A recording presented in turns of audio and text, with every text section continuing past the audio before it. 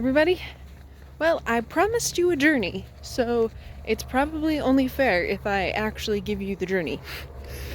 And not just the carefully prepared snippets of when I sit down and I've got all my conclusions.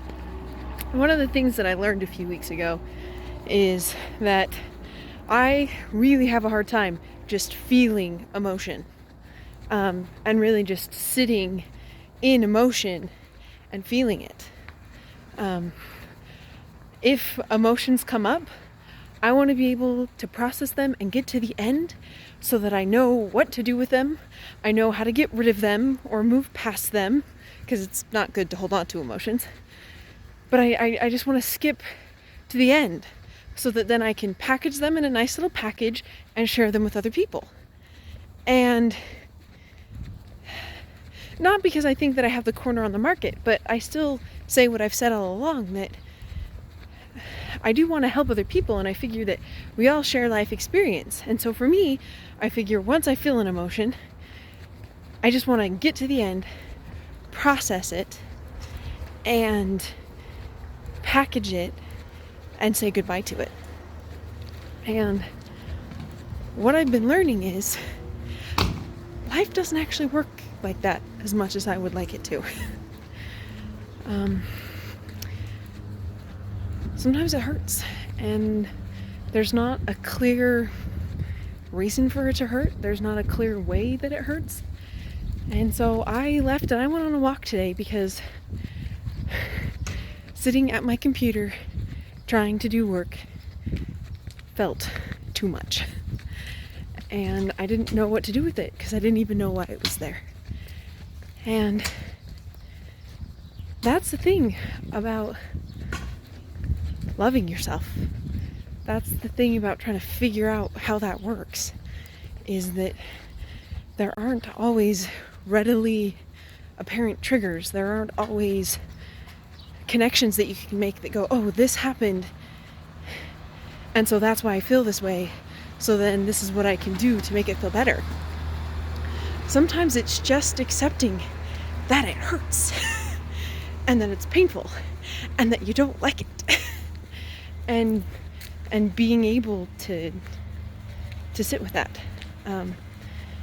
There is a psychological method that I don't know that I could tell you all the name for, but it talks about discomfort tolerance and learning how to be uncomfortable.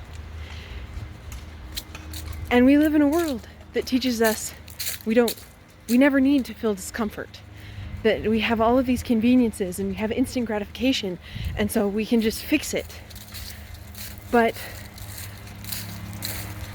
in being able to love myself, part of loving myself is loving myself even when I'm uncomfortable. Even when I don't like what I'm feeling and I don't know what to do with it, and I feel bombarded by stuff. It's learning to feel the stuff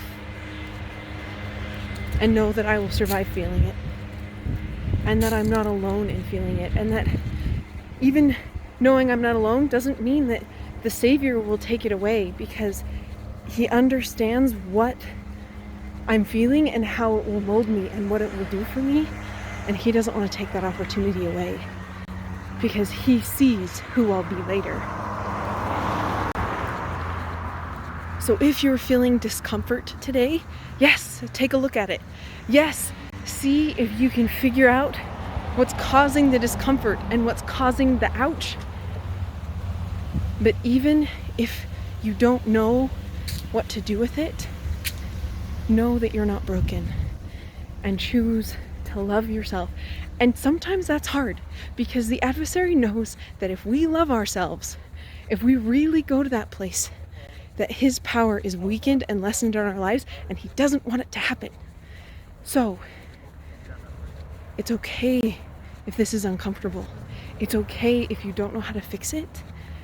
Know and take comfort that you're not broken, and know that even if you can't feel God's love, that it's still there. He has promised it to you, and He always keeps His promises. And I'll talk more about that later, about how I learned from one of my favorite TV shows from a few years ago that even if love isn't an emotion, it is a promise, and you can take heart in the promise. Thanks, guys.